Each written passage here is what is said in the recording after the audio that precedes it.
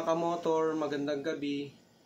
Nagbibigay lang tayo ng tips para sa mga baguhan na gustong pasukin ang pagmumotor parts business.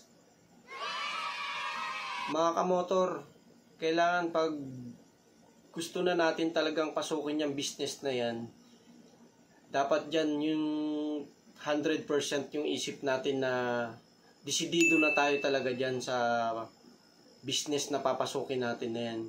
Kasi hindi rin biro ang pagpasok sa business na yan. Kasi isa to sa magiging source ng income natin, ng kabuhayan natin. Tsaka kailangan yan mga kamotor, isurvey nyo muna isang lugar kung malalayo ba yung agwat ng magiging shop, para isa rin yan sa advance natin na dumami ang customer natin pag malalayo ang pagitan. Tsaka kung mangungupahan man tayo or magtatayo, ang kagandahan yan, maganda yan sa highway, tabing highway, or malapit sa bayan. Kasi ang customer natin, kumbaga maraming nagiging customer natin. Ngayon kung nakapagtayo naman na kayo ng, or nakaupa na kayo, nakakuha na kayo ng upahan nyo, isa rin sa ano dyan yung renta. Kailangan dyan mababa lang yung upahan natin, mababa yung renta, kahit na maliit siya. Mas maganda ngayon, nag-uumpisa tayo sa maliit na shop, tapos unti-unti lumalaki yung shop natin. Kasi yung magiging customer din naman natin, hindi agad natin marami agad yung customer, marami magpapagawa. Kaya kailangan yan, mas mababang upay mano natin kasi magbabayad pa rin tayo ng kuryente, tubig.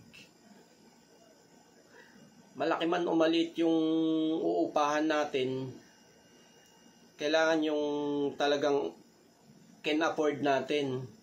Kumbaga kaya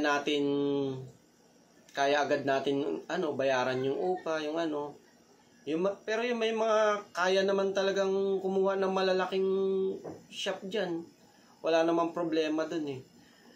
Mga baguhan na gustong pasukin ng pagmumotor parts business, yung maliliit lang rin ang puhunan, yun, kumbaga maliit na shop muna yung umpisahan natin. Pero guys, kasi sa pagtatayo ng isang business, hindi natin agad natin yan na mag-click agad or ganun.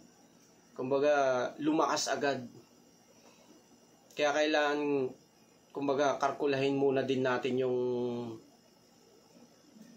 dapat na procedure sa pagtatayo ng magiging shop natin. Kung mangungupahan naman kayo guys, yung renta ng upa natin kailangan mas mababa.